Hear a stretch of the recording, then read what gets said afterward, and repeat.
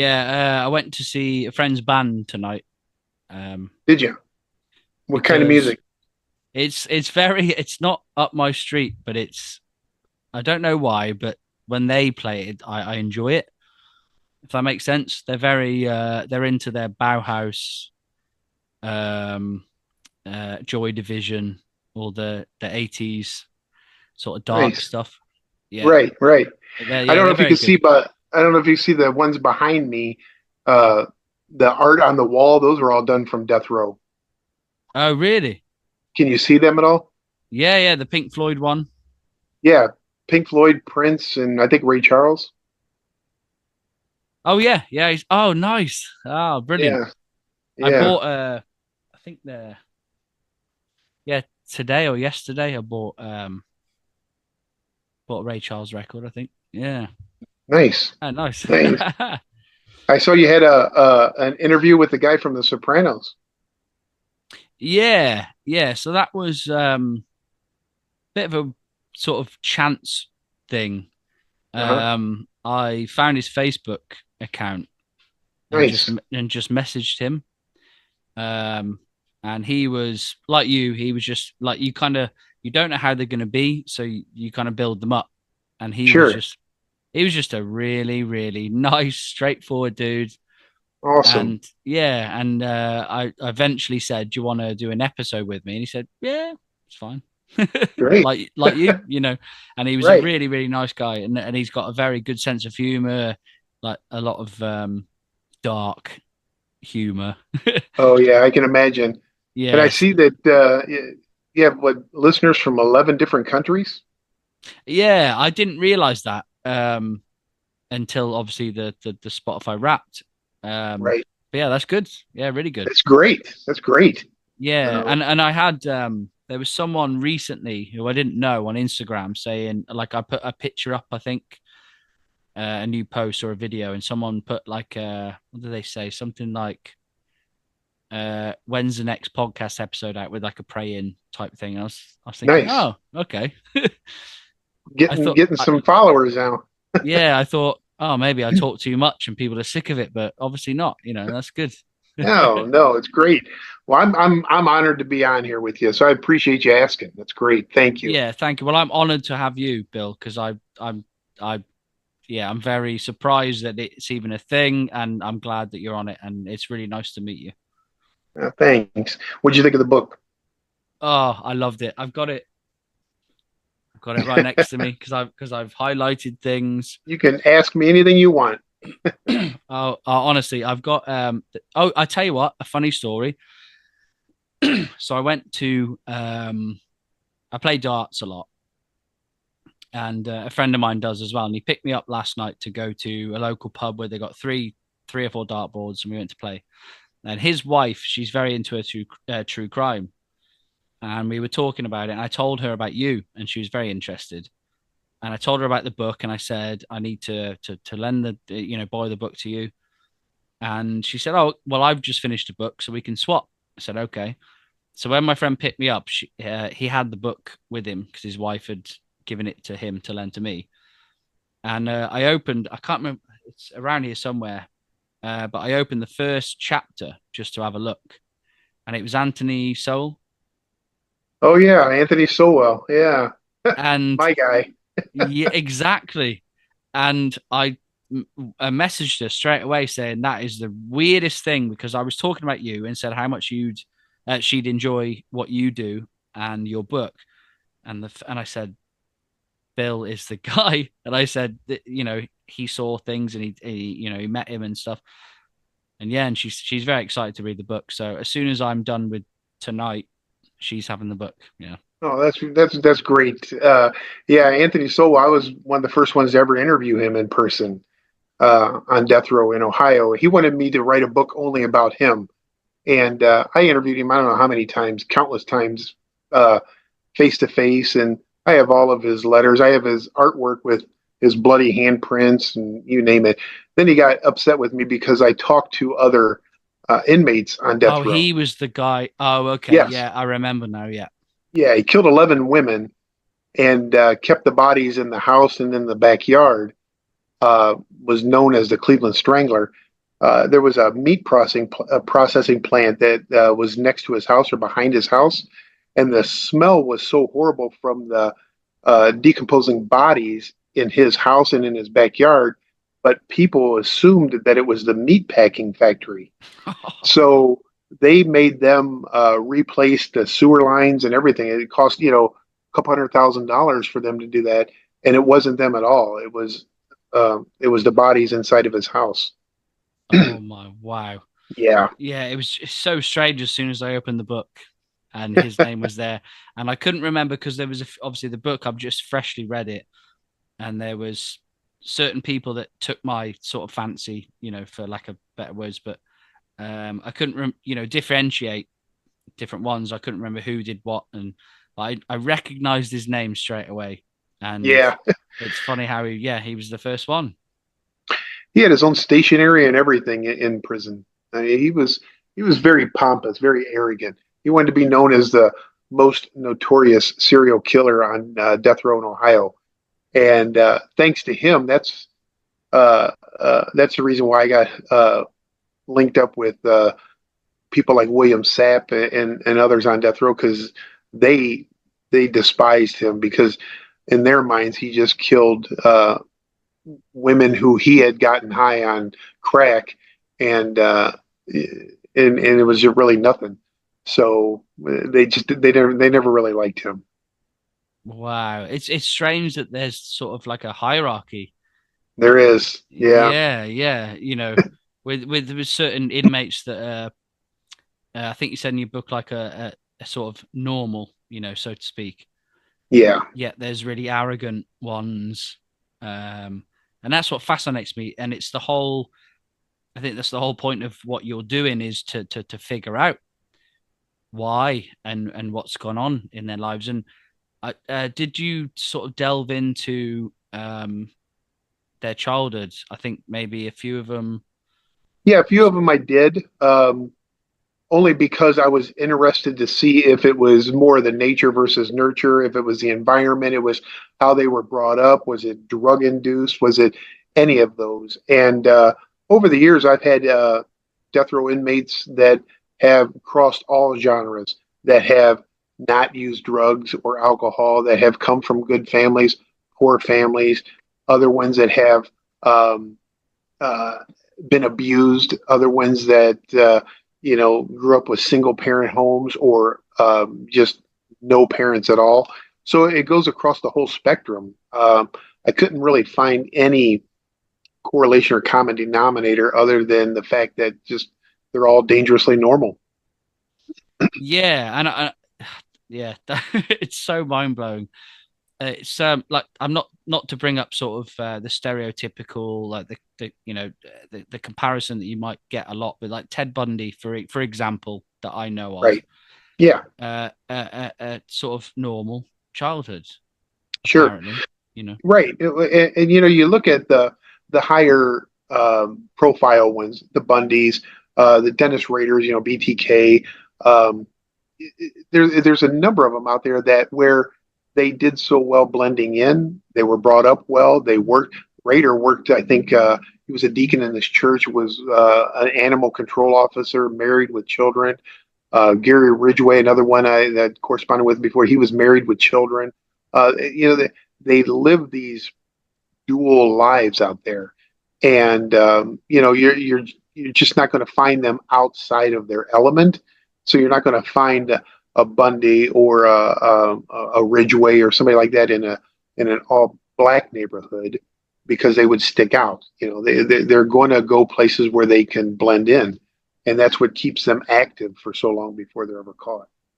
Yeah, I found with was it Dharma that lived in a like a sort of poor-ish black neighborhood, Yes. and Yeah. he stuck out. Yeah, I Yeah. find with And sorry, go no, on. go ahead. So with No, Dahmer, he was a little he was far out there. I mean, he's more off of the spectrum of killers than what typically we see.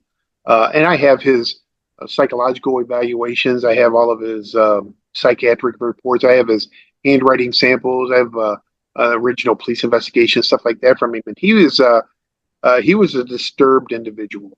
Um, and the reason I have a lot of his stuff that was given to me or sent to me by various law enforcement people and things like that is he was originally from Ohio, and my son played basketball on a traveling team at the same high school that he went to in Bath.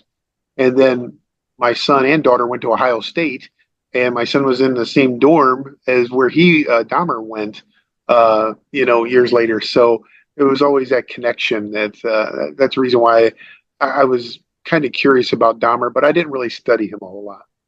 Wow. Yeah.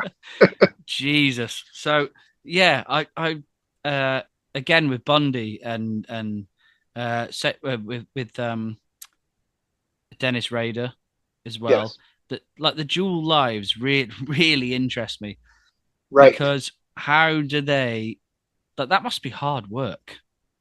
You know? It has to be. And Rader, when I talked to him for quite some time before he put me into what's called carbon freeze, um, he was a strange individual. So he was very obsessive compulsive. He would send me artwork and letters and everything. He signed over all of his artwork to me in case I ever wanted to use it for publications, all this stuff. His big thing was we had to use code names for one another. I was known as Dr. Will instead of Bill, which is, preposterous to even think. And then he was known as Cancer Pisces. And that's how I was supposed to refer to him as. Well, these inmates also have people on the outside checking social medias if they're not checking them themselves. And at some point, years through our communications, I must have posted something of his on Facebook or something, and I referred to him as BTK, which I should never have done. And he found out about it, and he got really pissed. And since he was a big Star Wars fan and Batman fan and all that, he put me in what was called carbon freeze. So I wasn't allowed to talk to him anymore. But every letter he sent on the inside of the envelopes, everything was weighed and marked down and initialed. Every page that he sent per letter was weighed and initialed. I mean, he was just very obsessive compulsive. Wow. So um I keep forgetting that you've spoke to BTK and like, Yeah, art from him and stuff. He is again, for lack of a better word, one of my favorites to kind yeah, of revert to sure. just because of the dual life. I Right. read I mean, yeah, because his dual life was real.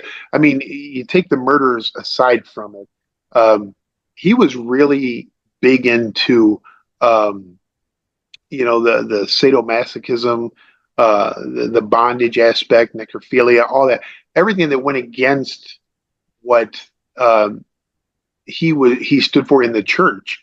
You know, being a member of the church and a deacon or whatever, and then you flip that script completely around on top of working for the city government or the county government as a animal control officer on top of having a daughter and a wife and all that and was completely uh, separated from uh, the law enforcement aspect of him ever being caught. In fact, he could have gotten away with it for much longer if he didn't taunt the police with the floppy disks and things like that. yeah. But I'll be honest with you, I've often wondered myself how he was able to live that dual life because that went to extremes. How you can um, go to bed at night with wife and children in the house, but your mind constantly thinking who your next victim is going to be, what you're going to do to them, taking the pictures, tying them up. I mean, he was really sadistic. Yeah, and I think I read Kerry, his daughter's book, and Hmm. she said how he was, in a nutshell, he was the perfect dad, the perfect father, Right, right, and but he would go on a night shift and come back and take her on camping trips, fishing trips, whatever. She said she was quite a tomboy. She was quite sort of hung around with the dudes, right. and the floppy disk really. It's hilarious, really, Yeah, because right. he thought he was so much smarter than everyone else, and the fact that didn't he? If you know, correct me if I'm wrong, because you probably know more, but where he asked the police if it was non-traceable before he Yes, did it, right. and Yeah, they said which no. no. Yeah, so that shows the narcissistic aspect of him too, thinking he's better than everybody, smarter than everybody, and his letters reflected all of that as well. Um, but again, it's mind-boggling how somebody can be so far removed from their family while they're doing this, heinous acts, and then go right back to their family and act like nothing is wrong, nothing out of place. And again, those are the type of criminal behaviors that I look at that I'm convinced there's no way you can learn that. I mean, there has to be some organic brain abnormalities in the brain chemistry that allows a person to not feel that that way 24/7, or at least be able to convincingly hide it. His family didn't suspect it at all. His neighbors, nobody ever suspected him, and that's amazing. It is amazing. Yeah, like we can shut off completely from what he's just done, which is Right, absolutely horrific, you're and right, then go back and play the perfect father. right, And he's right. got a job as well, and it's Yeah, he's very responsible. He's not a lawbreaker in any way, shape, or form, to where he's been caught, anyways. And here he is, you know, murdering families and doing the most horrific things to them, and then going about his business. You know, yeah, and crazy. and like the Oteros, wasn't it? Yes, And I saw the court where he was the court case footage where he's talking to the judge, and the judge is asking him bluntly, "What did you do? How did you do it?" And he just says it like it's absolutely like they're objects. correct. Flat affect, no emotion, nothing. And Yeah, and, and it's bizarre even to me to this day to see somebody that's able to do that. There's very few people that I've ever come across like that. He just happens to be one of them. is there anyone close that you've met in on death row that is sort of on those lines? Um, not yes, with the emotional aspect, meaning that they've done very well getting away with the crimes, not showing any emotions, blending in. The Sam Littles, who killed like I think 89 or 90, over the years because he did so well at it. The William Saps, the one guy I'm working with right now, very very good neighbor. I mean, I've spoken to the neighbors in Ohio, and they had nothing bad to say about him. It's just for them to live this double life is amazing. But um, the Littles and the Saps and people like that, even the Solwells, because Solwell had a really good upbringing as well, with the his mother, anyways. His father was non-existent, but then you look at somebody like Raider, who had literally the perfect family, and still turned out the way that he did. So Yeah, and it's strange with the good upbringing, nothing to report in that sort of aspect. Yet they go down that route, and I know that they have sexual fetishes, urges and stuff, but where does it come from? That's the right. thing, isn't it? Yeah, and he would never divulge any of that to me. He was very closed that way. I could never get him to open up.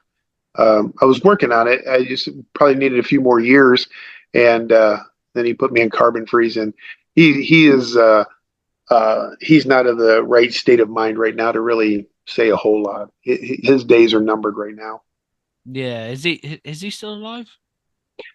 As far as I know, yeah, he's just got to be on his deathbed, anyways. Yeah. Well, sorry, when you were going to when you were mentioned Sam Little. Yeah, Sam Little's dead. Yeah, yeah, Yeah, he died. yeah, and I mentioned to you when we had a talk the last time, the first.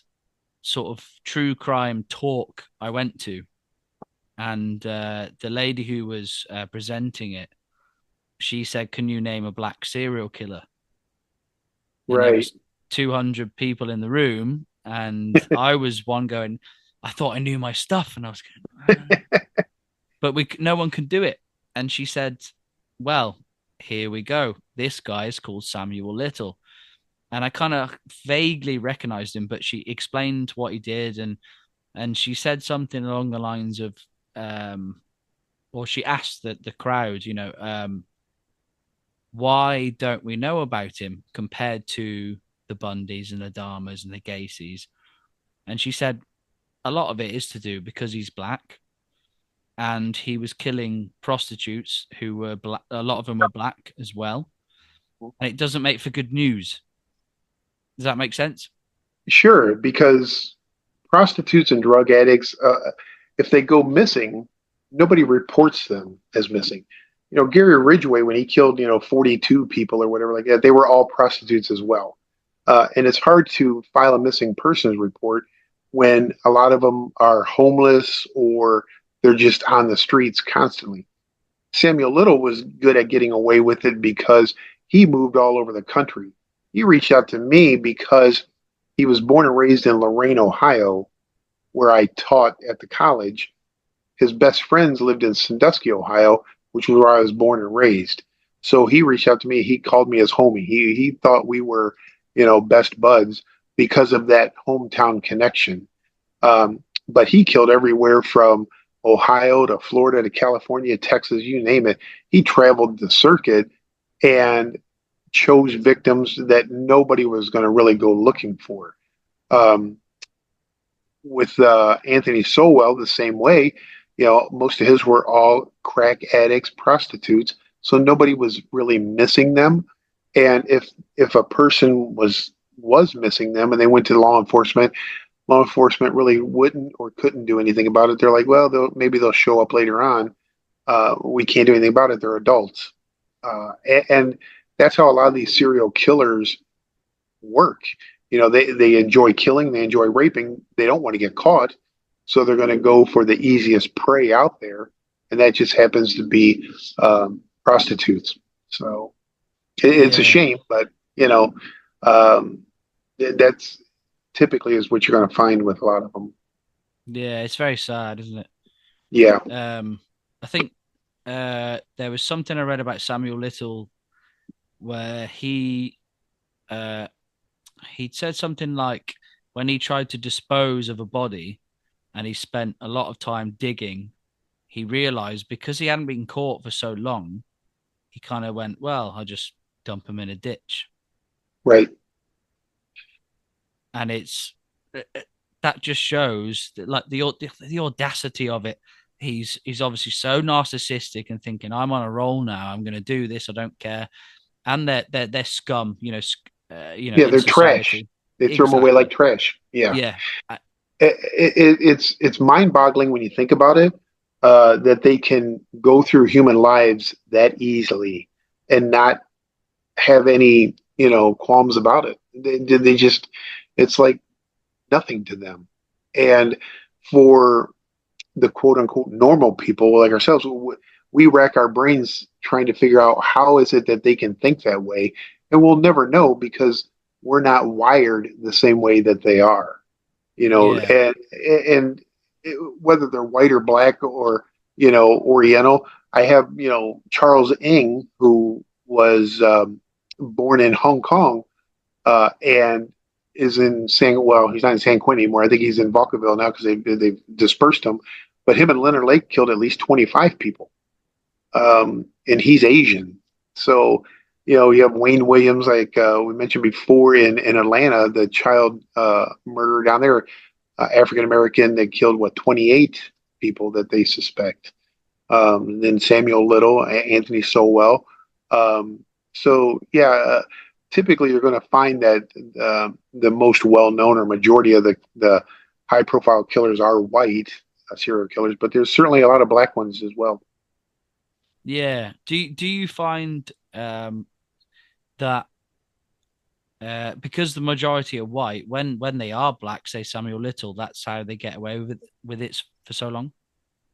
No, I think the reason that they get away with it is not based on their race or ethnicity at all. I think it's based on the type of prey for them, victims, which are prostitutes, and the mobility of it, moving around.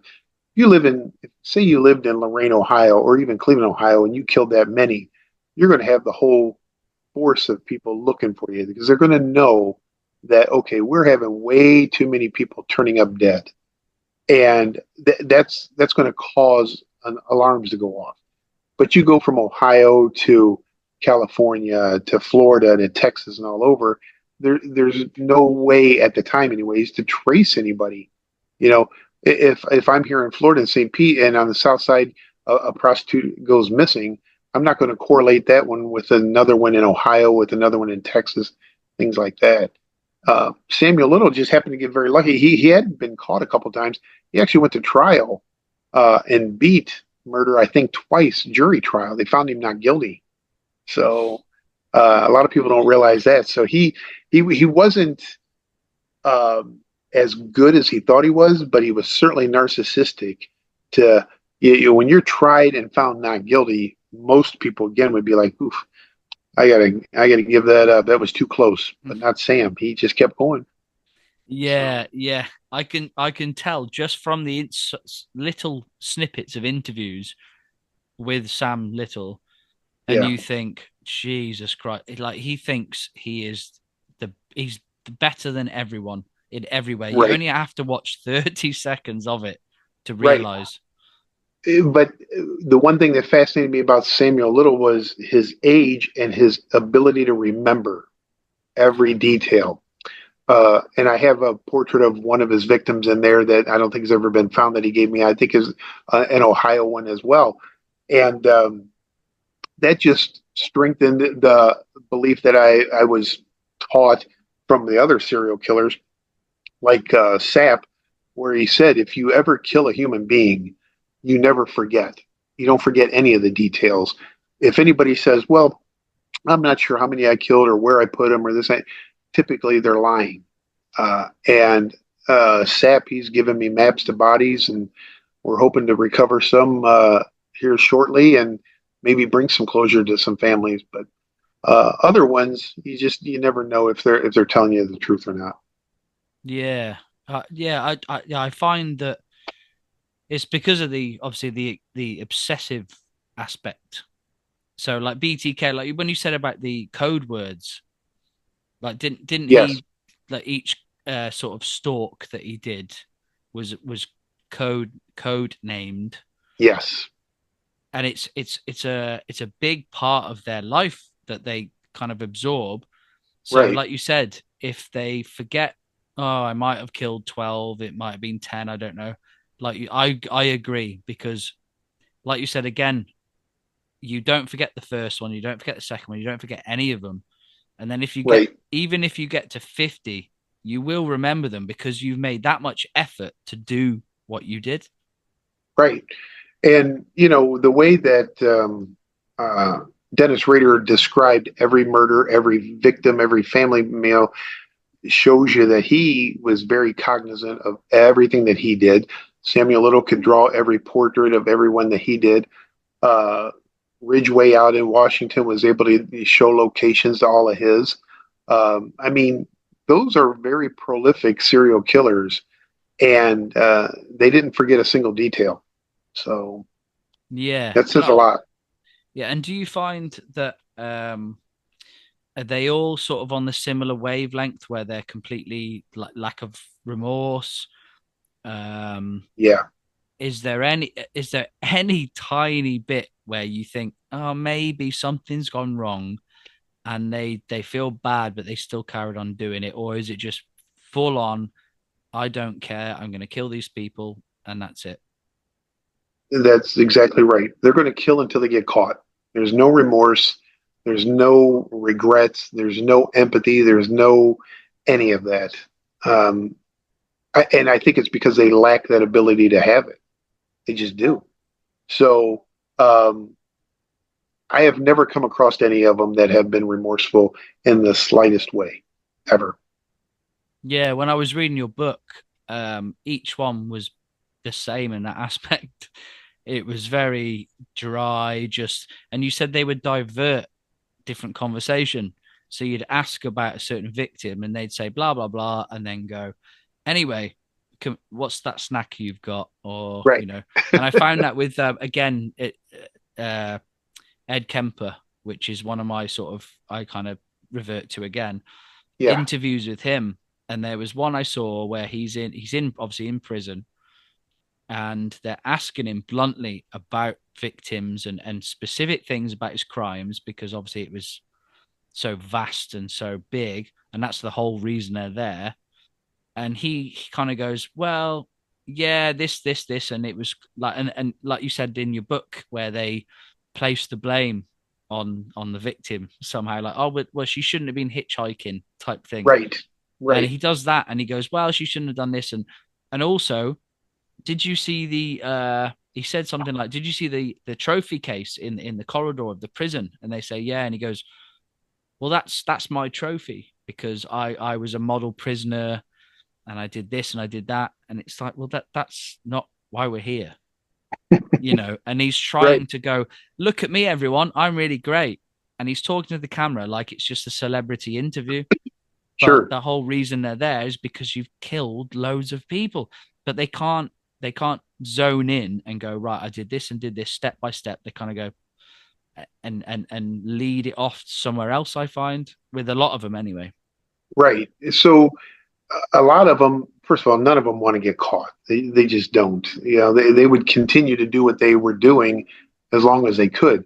But once they're caught and they're convicted and they're incarcerated, then they are afraid to be forgotten. Kemper's being, one of them. I wish I would have been able to talk to him. I've never interviewed him, but I find him fascinating. Just his size alone, I find him fascinating. Um, but they're afraid to be forgotten. That's why so many of them send me as much art as they do, because they know eventually they're going to die, but they don't want to be forgotten. So that's why you find very few will ever commit suicide on death row. They'll kill anybody but themselves. They're too afraid of that as well.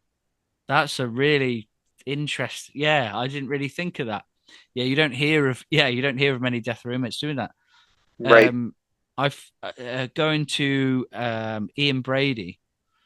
I found following it over the, obviously it happened in the 60s, obviously way before I was born, but it's in the UK, it's just become a thing where if it comes up in conversation, it's very, oh, people kind of shut down a little bit, because obviously it's children. But he died a few years ago. But he there was one or two children that were buried in the moors that he wouldn't tell anyone where they were. And I was thinking, around the time, because it was all in the newspapers, where one of the mothers of the children was pleading and saying, please, we're old now, we're all going to die soon, can you please tell me where my son is? And he'd just go, nope, bye.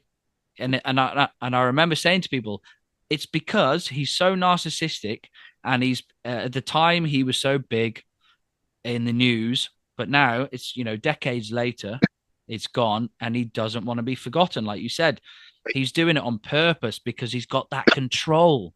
He's got that one little thing that he's hanging on to, because he Yep. knows that people will always come back to him for it. Because Right.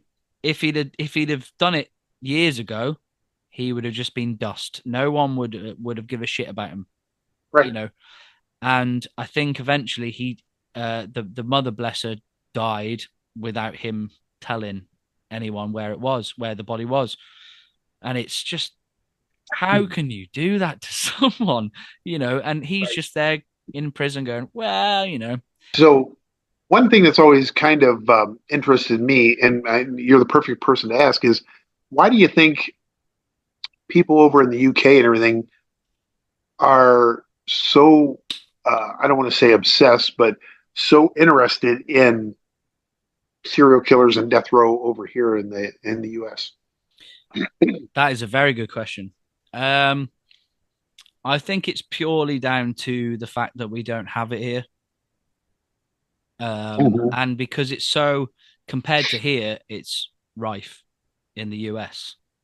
In my sort of opinion, because I would I would say book wise and interest and documentaries, it's mostly American.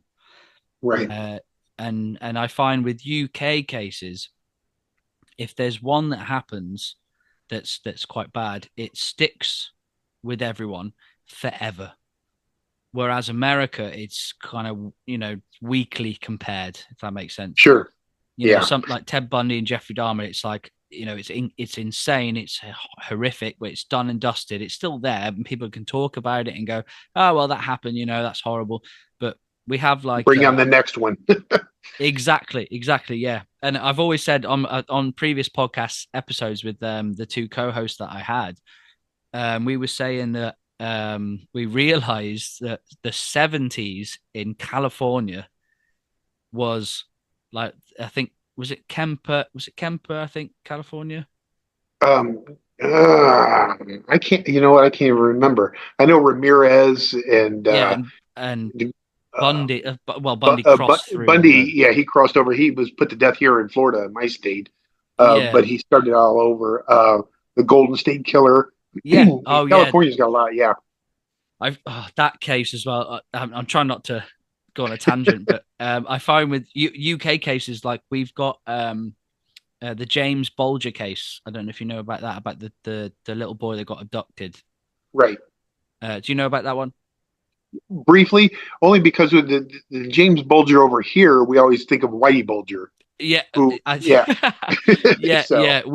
I do as well. Like, there's a yeah, couple of friends I have that kind of go Jamie Bulger, James, yeah, Whitey Bulger. yeah. But yeah, he was a little. He was 2 years old, and he was in Liverpool, in a shopping mall with his mum, and she kind of she was holding his hand, turned her back a little bit, and there was two 10-year-old boys that were walking around, and you can see that there's footage of the CCTV, and it's very grainy, but you can just see it. And there's one 10-year-old boy that goes to the 2-year-old and coaxes him over, and you can see them walking off together, and it looks very innocent. But they walk him for 2 miles, 3 miles, and along the way they kind of push him over and just do silly little things to him, and they get him to a railway track, which I was in Liverpool recently with someone who was into true crime also, and I mentioned the case because we were in Liverpool, and I kind of morbidly wanted to go to where it happened. We didn't eventually, but yeah, they took him to the railway track and they threw bricks at him, um, put sodomized him, did threw paint on him, just tins of paint they found lying around, and yeah, and that happened in, like, I think 90 94 maybe.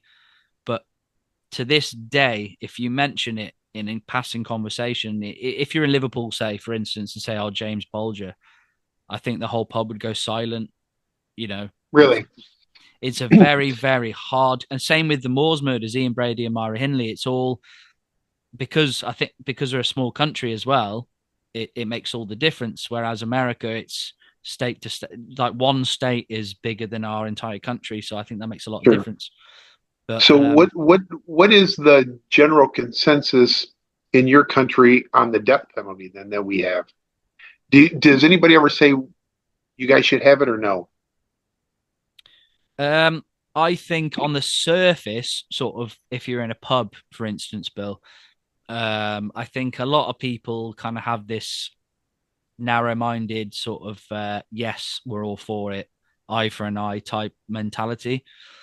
But I do know my friend Honor, who's she's a criminologist. She does TV stuff now. She's doing really well, and she said to me once, which resonates with me quite a lot.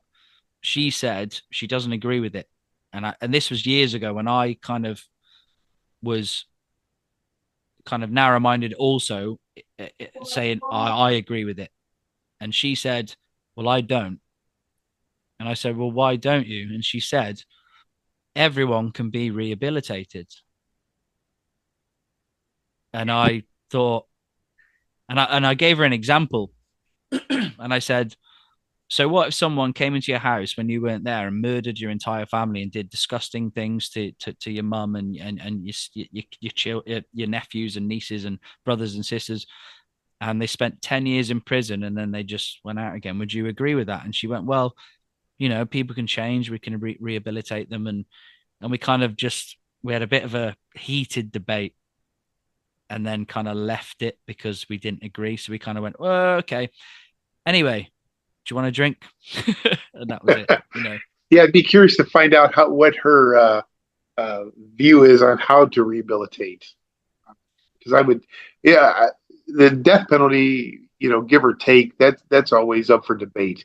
But I would strongly disagree with the rehabilitation of everybody. I mean, I got the majority of all my guys. There is absolutely no way ever they could ever be rehabilitated ever. So Yeah, and this is the thing. Like, I knew a lot of cases just from delving into stuff constantly, and I thought to myself, no, like it just, I couldn't comprehend it. And she was very adamant. But this was, I don't know, maybe 8 years ago or so, and since then she's got a doctorate and she's doing a lot of things. I'll send you her profile and a link and stuff, because yeah, she's curious. yeah, she's doing very well. She might have changed her opinion for all I know, but back then she said, no, I think everyone can be rehabilitated. No, no, no. I think a lot of people go into it hoping for the best, thinking that there's always going to be a positive or could be a positive outcome. But short of a frontal lobotomy, I don't know how you would ever, why would you turn a Manson back loose or a Dahmer back loose or anybody like that into society? You wouldn't. Exactly, exactly. And it's either that, uh, it's either prison or like a mental institute for years. It's that's not rehabilitation. That's just No, it's keep warehousing. exactly. Yeah, perfect. Yeah. um, I'm gonna get on to the different methods of capital punishment, like Okay, historical ones overall. sure. Um, because I remember when I was a kid, I was maybe 12, still with the morbid fascination, Bill. And I had a neighbor who we would go around and borrow uh, videotapes and get games to play. And someone I knew had a videotape that was, it was black and just said executions in red writing. Mhm. And I don't know when it was made, probably early 90s or something, and it was banned, but she had a copy of it. And I was a kid and she stupidly let me borrow it. And it was just a documentary on capital punishment. And it was all the different methods and how long it takes for each one and which one's most humane. But being a kid, I didn't really understand all the logistics, like the insides of it all. But it was footage of each one, each different way of doing it, and sort of different countries where they just had firing squads in the street and stuff. And it said this guy took 15 minutes to die.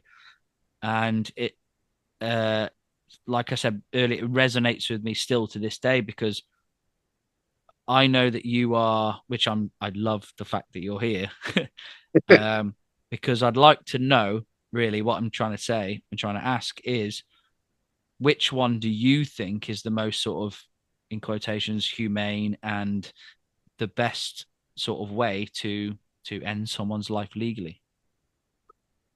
I mean, it's a great question. I mean, it's a fascinating question. I've always said that it's hard to determine the best way because I've never been able to interview anybody that's been executed. They're dead. So to find out if it was painful or not, I would say, based on all the evidence that I've seen and research, that the the most humane way and quickest way would be the firing squad, which a lot of states are starting to enact. So just last year, the year before, South Carolina brought that as their main form of execution. Idaho is still using firing squad is execution. In fact, I don't know if you follow the Kohlberg uh, murder, where the guy allegedly killed the four college students in Moscow, Idaho. That was just brought up last week because of the fact that their method of execution is um, firing squad, and they were trying to bring up that it's unusual punishment, and the judge struck that down. Ohio, where I'm from, the governor's trying to bring in the firing squad there. They're trying to move away from lethal injection and bring in the firing squad. Some states are looking more at the gas, not the gas chamber like was used to be used. So California was big with the gas chamber, where they would, drop a cyanide tablet into a bucket of sulfuric acid, and the fumes would rise up, and it was pretty barbaric and inhumane. Now they have nitrogen that they will suffocate people with, and they've done that twice so far this year in I think North Carolina or Alabama. I can't remember which ones. Um, but based on quick and humane, I would say the firing squad. You have five marksmen that are, 20 yards away from you, 15 yards away from you. Four of the five have live rounds. One has a blank. They're 30-30 rifles. When the warden gives the signal for an execution to commence, they all fire at the same time. It has to be into the heart. There's a target over the heart. It explodes. You're dead almost instantly. Might be a little messier, but the fact is that it's quick, and probably, if I had to choose a way to go, that would probably be the way. I agree completely, Bill.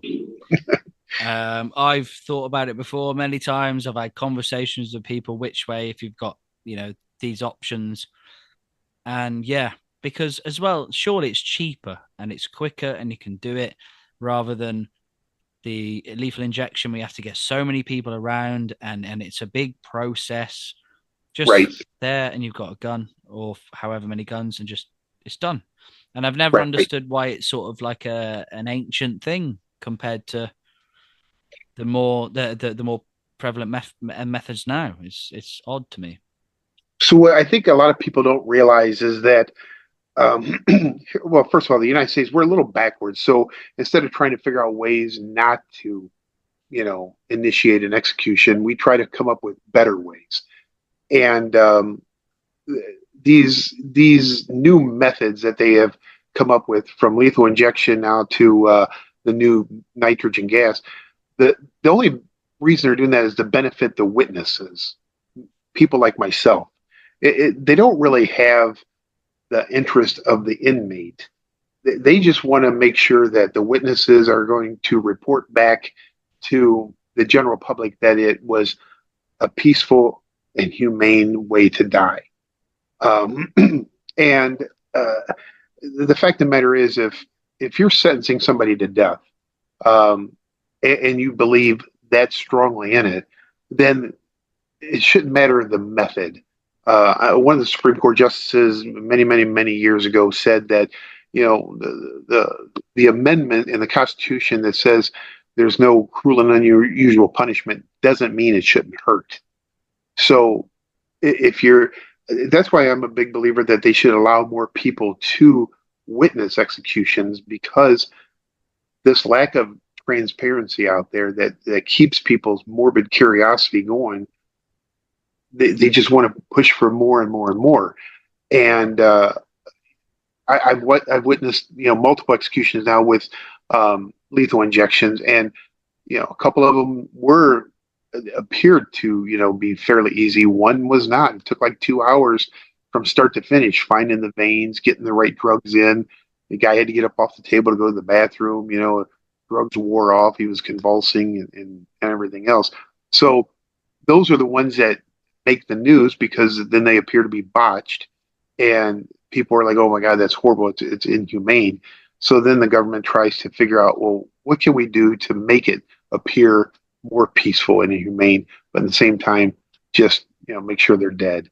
So it really doesn't have as much to do with the inmate as it does the general public. And that's sad too. Yeah, that's something I didn't really think about, and that is very sad.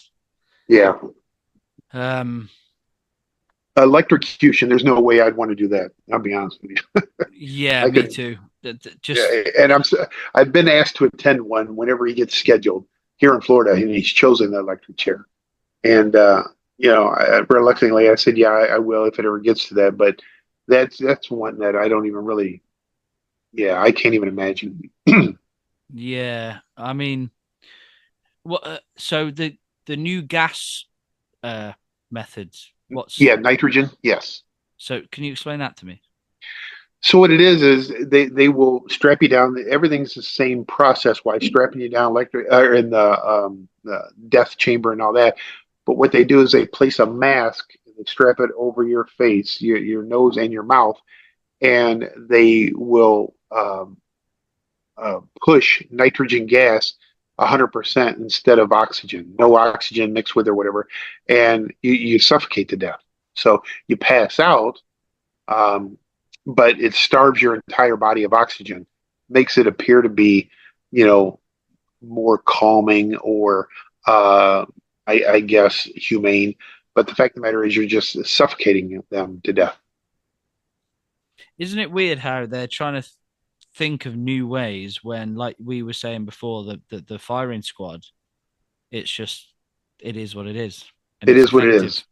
Yes. Again, it's mind-boggling that that we'll still fight and argue over the best method to use, and then it creates even more political issues. Um, the answer is really simple. If you're going to enact a death penalty, use what's quick and easy. Firing squad. You don't have to involve any type of medical personnel. You don't have to worry about the drugs coming in that are, you know, going to be held up from other makers because the fact that they're supposed to be made to help people, not kill people, and then you can't get the right drugs in, and then you try to come up with a different method, such as the nitrogen gas, which again involves medical personnel. Um, just bring back the firing squad if that's what if you're so dead set on enacting the death penalty. Exactly. It comes down to the effectiveness, just as a whole. It's done. But do you think maybe politically, I don't know, people might like to, they hope that they suffer. I don't know if there's any sort of, So the people that are for the death penalty would like to see them not be put to death so humanely with lethal injection of the gas. They would rather see the firing squad. They want to see something messy. But the people that are against the death penalty and the ACLUs and the defense attorneys and everybody like that, they just want to, just the opposite. So it's a huge political uh, conundrum anymore, and they've politicized it so much when it should be the furthest thing that should be politicized. You're talking about a human life. You're talking about justice. You're talking about the ultimate form of punishment. And we have 50 states in this country. We have, I think, 30 that are for the death penalty, 20 that are not. Maybe, each year is different. They can't figure out which state is for it, what state's against it. They can't figure out the type of method to put somebody to death. And yet we're still using the ultimate form of punishment, which is death. And so the federal government supersedes all of them. So if you're in a state that doesn't have the death penalty, but you commit that crime on a federal property, a post office, a bank, a metro park, anything like that, then the federal government can put you to death. And they're all housed in either Terre Haute, Indiana, or ADX Florence in Colorado. They're put to death in Indiana.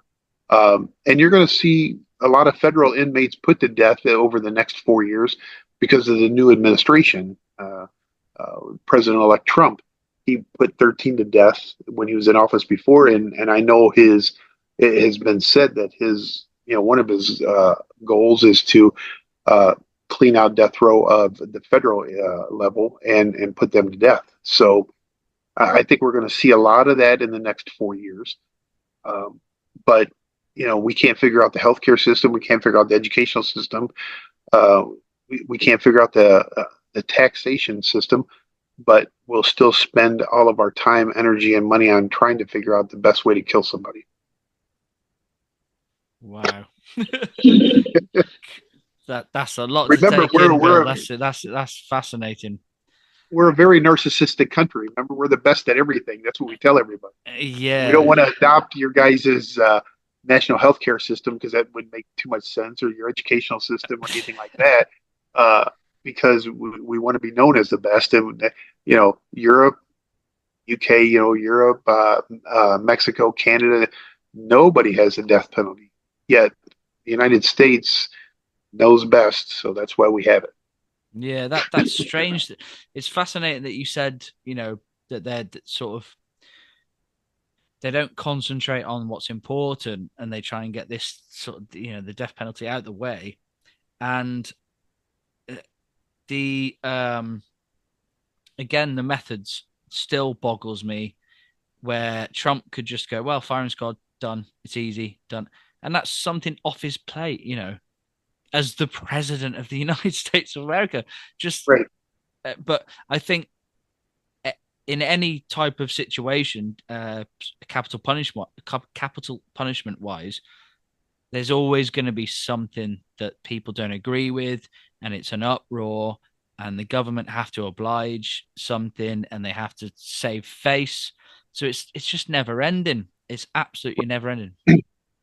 And I think that you would see less people sentenced to death if there was more transparency on death row and the executions.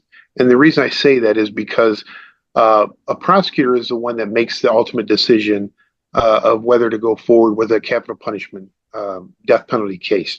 So they solely will indict them on a death penalty case based on the circumstances and the fact that that murder is been committed, in a commission of another felony, and the different standards based on the states. And they sell this to the victims in such a way that will put them to death, and you can have closure and everything else. But the majority of these prosecutors have never even been to death row, let alone seen an execution. They just want that notch on their bedpost, and the families are sold this bill of goods that this person is going to go to death row. They're going to be locked down 23 hours a day. They're going to have pump sunlight into them 1 hour a day, and that's it. And they're going to be treated horribly until they die. And the reality is, everybody on death row that I've interacted with, and every death row I've ever been to, they all get along. They have freedoms. I'll get phone calls every day. I get emails every day. Uh, Tons of art sent to me. They can order all kinds of food, click lists, whatever they want. They can order art supplies. They have tablets. They can email, they can call, they can do anything that way. They're out of their cells more than they're in their cells. And the general public does not realize this. If they knew that, then they wouldn't want the people to reside on death row in a single cell where they don't have to worry about being, jumped or hurt. There's no fights on death row. It's very quiet. It's clean. It's just, yeah, but that's not what you see on TV. That's not what you hear about, and it's because there's just no transparency. And I think if more people knew what death row was really like, less people would want the death penalty. Yeah, I got that from the book, and I didn't know that at all. Right. I was in the majority thinking death row, you're in a cage, 23 hours a day for 30 years maybe, and then you get taken to your Yeah. death. But obviously not. No. And yeah, if I was a family member of a victim and I knew that, and it's taxpayers' money as well, they're three meals Yes. a day or whatever, and they're hanging out and they're loving life really compared to, Yeah. Right. and if they're in general population, that's another story, isn't it? Sure. Because a lot of my killers have also raped and killed children. That's a huge no-no on general population. Yeah, you get sent to general pop for child molestation or anything like that. You're sleeping with one eye open every day that you're in there, and chances are you may not come out alive. You go on to death row with those same charges and murder on top of it. You're just another number. Nobody cares. They're not. judging you. They're not coming after you. They don't care. Everybody's the same. Isn't that odd thinking that people on death row have done some despicable things and on and every scale of the entire whole scale, what you can think of, you could be next door to someone who's a prolific, pedophilic killer, and you've killed two women in a robbery or something, something a mistake almost Mm-hmm. compared to this guy, yet they all get along. Do you think it's to do with the fact that they know they're all going to die, so they're just enjoying life before? No, I think what it is you have prison itself is a whole different subculture, but then death row inside of a prison is a subculture within a subculture. So they are a very easy population to govern, meaning that the wardens will give them a lot of leeway, a lot of freedom, because the general public will never know because there is no transparency. Keep all those killers happy, keeps them quiet. There's no interference from the outside. Let the outside think that they're locked down 23 hours a day when they're out really visiting each other in other cells and yard time and ordering off a click list and everything else. The general public's never going to know that, but at least we'll keep that population under control and happy until they either die of natural causes or are executed, because we know they're not going to kill another death row inmate, and they're not going to kill themselves. That is fascinating. Oh, yeah. I mean, so I think because of that, the system keeping them happy, obviously then transfers to the inmates, and then everyone is happy. So it's just a happy vibes, so to say, between everyone, which is, you would think it would be worse, from the average Joe. And Sure. Well, and when you see it on TV, it does appear to be worse, because when the cameras are inside death row, then that person is behind glass, shackled, like an animal and everything else. They'll talk about how they don't ever get to hug anybody. They're always, in chains. And the reality is, when people go to visit, when I go to visit them, there are no handcuffs, there's no shackles, there's no chains. You're lucky to even see a guard. There may be 25 death row inmates here in Florida around me at all times. We're eating, frozen ice cream and pizza and burgers and having a good. You can play games, get your pictures taken, everything. But the general public would never know that if they're not going to death row to see that. And then fast forward to where they have to request a media pass to interview them on for a television show or a series or anything like that. Then the prison makes it appear that they're under lock and key, secured at all times, and everything else. And it's nothing could be further from the truth. so media wise, they portray it as something very brutal. Different, yes, brutal. Like nobody would ever want to go to death row. Wow. But when I go to death row, and I'm nobody special, when I go to death row to interview my guys, I'm eating with them, I'm drinking with them, I'm walking around with them. The one guy, Fred Treesh, I don't know if I think he was my second execution, maybe my third, I can't remember. I had my last meal with him. We got to order $80 worth of Italian food, and it was delivered to death row. Oh, and I remember from your book that you didn't get searched, so you had the cash on you. Yeah, yeah, And was he the guy that had his dad with him? yes, yes. I And I felt would, really bad. yeah, and I was talking to someone tonight, actually, funnily enough, because I was telling them about you and what I'm doing tonight. And I said, because I was promoting your book, Bill. I was promoting it Thanks. a lot. Appreciate that. And I said, the first time you ever felt sorrow. Yes. He And reminded me of my own dad, and the guy asked me, what did I do wrong? I had two kids, and my son's going to be put to death in less than 2 days, and I can't be there for that. And and you're dealing with, there's three people on the entire death row: myself, the inmate, and his dad. And I'm with the father separately because the warden come in to see the inmate to give him some last minute instructions and calm him down a little bit. And I had to, just tell the father it was not his fault. You're looking at drugs and everything else that were involved, and honestly, he didn't do anything wrong. And you know, I felt really bad for him because he was of the same age as my dad at the time, and just reminded me of him. I'm thinking, man, what would what would be going through my dad's mind if these roles were reversed like that? Yeah, yeah, that's So I well, didn't feel that's sorry for the inmate at all. I felt sorry for the father.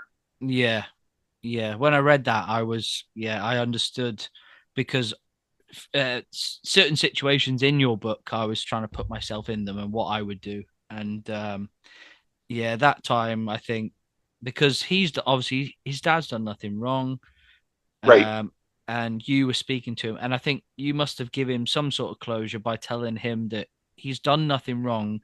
People make decisions when they get older, no matter Hmm. how similar they're brought up to their siblings, because I'm very different to my brother and we're exactly the same, you know. Sure. Right. And that's the same with everyone, really. Right. I suppose it's very rare that you are identical in the way you are to your Right. sibling, because Right. you've got choices, and you're an adult. Sure. Right.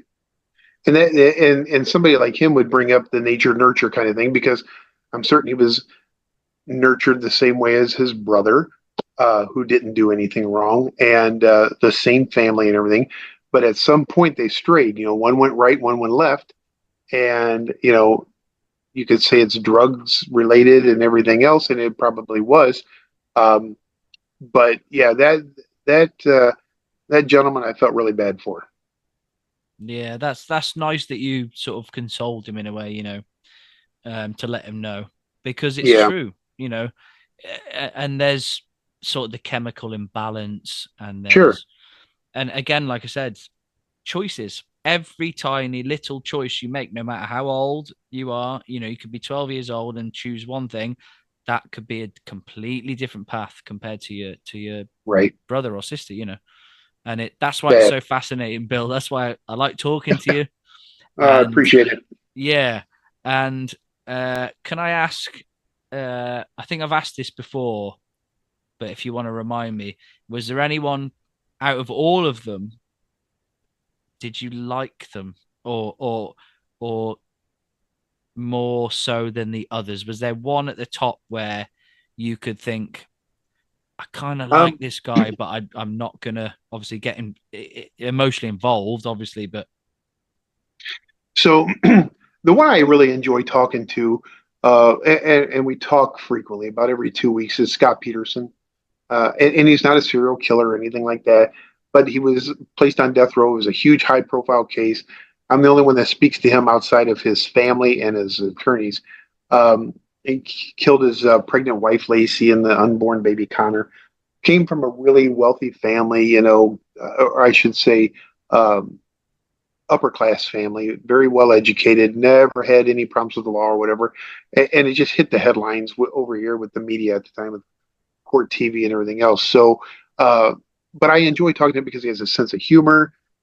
He also knows that his case is going to drag on forever because it looks like he may get a retrial. Um, he just he's easy to talk to. His dad and my dad are the exact same age, and we joke around a lot. So when I went to deal with somebody on death row without talking about death, dismemberment, and crimes or whatever, he's my go-to person because we can joke about anything. So, right, okay.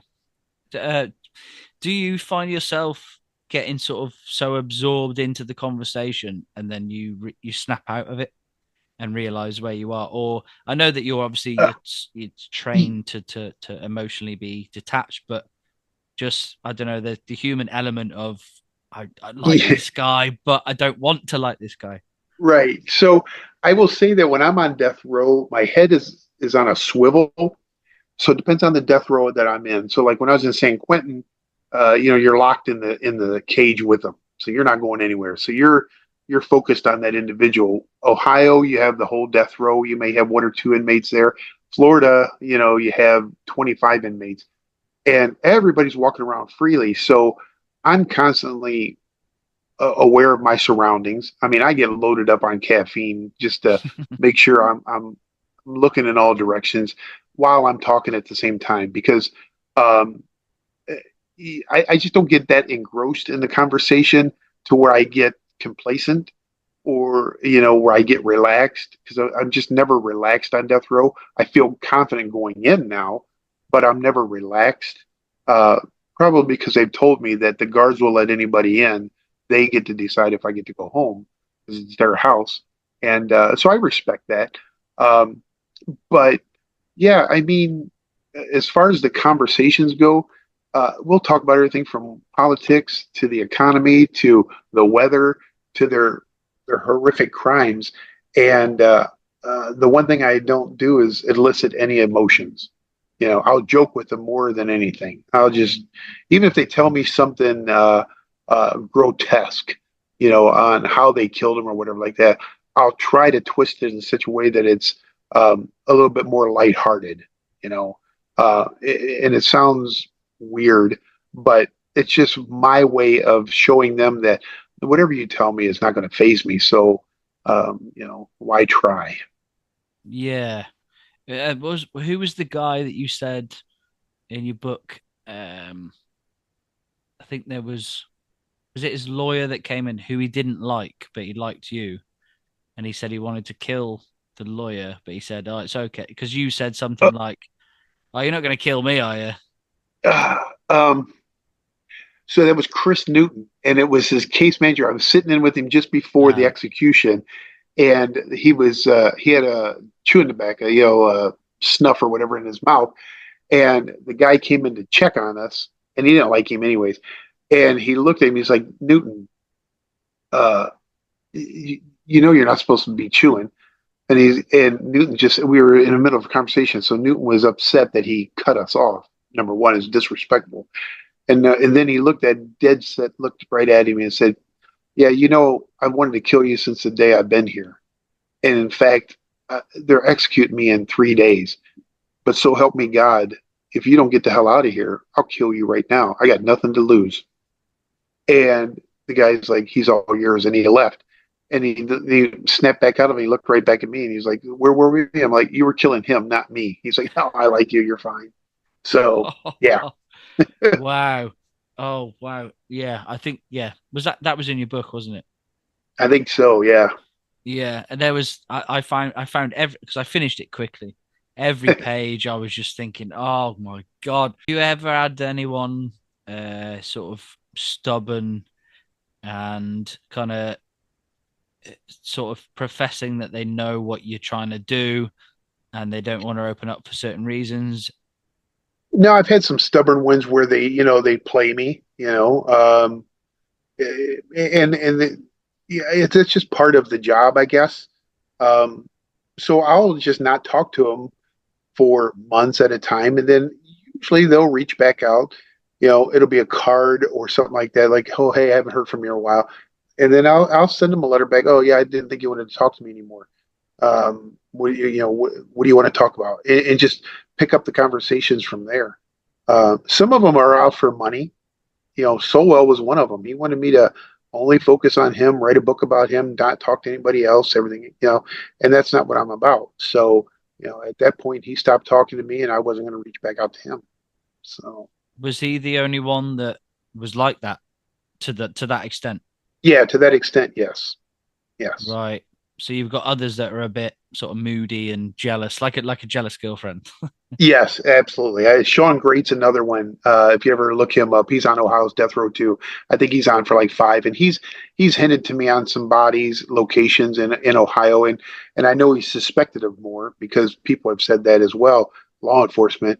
Um, but he teases me with just enough information to see if I'm going to do anything for him, and then I'll back off and not talk to him for a month or two, and then out of blue, he'll send, roses or something made on death row to my wife or whatever. And yeah, and then we just pick back up.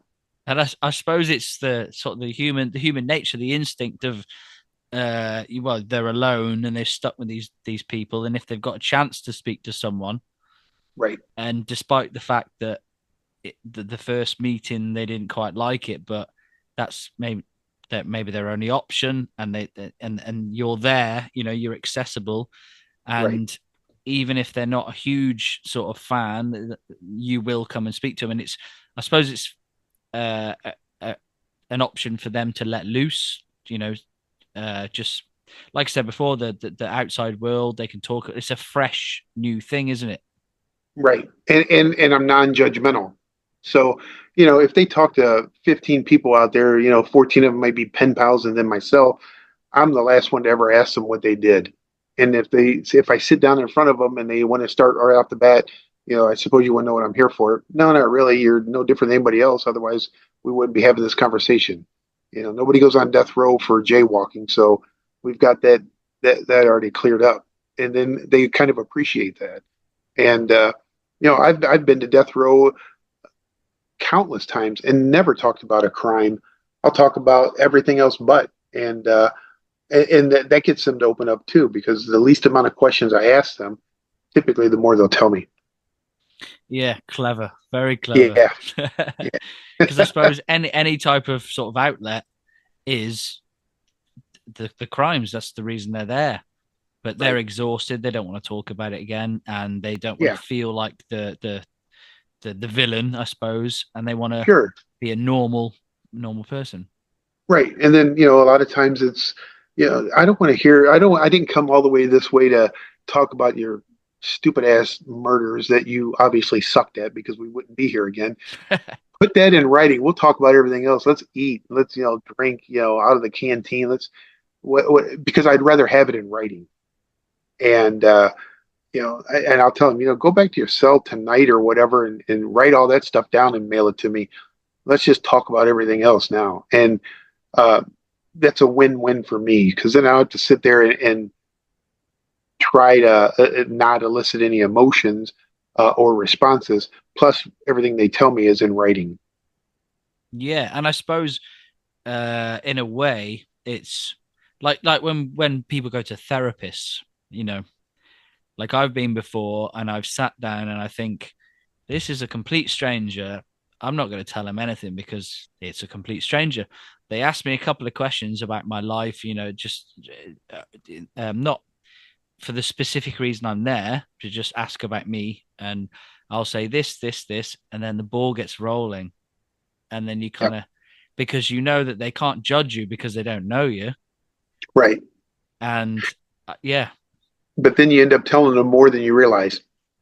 oh, Bill, honestly, and yeah, you walk out of there going, "What? Woo! What did That's I what we're here just?" for. Yeah, and yeah.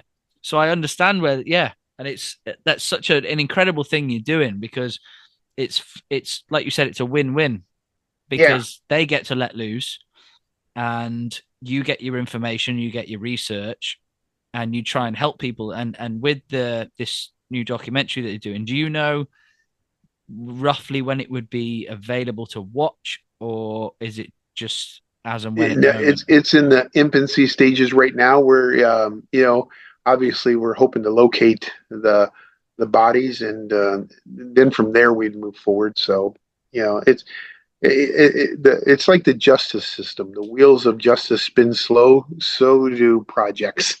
Yeah, yeah. So the book that I read, was there, because was there one before that? Yeah, so that one, the first one was Watch Me Die. The second was Watch Me Die, Last Words from Death Row. Different publisher added to it a little bit, and it expanded because the first one was strictly Ohio Death Row.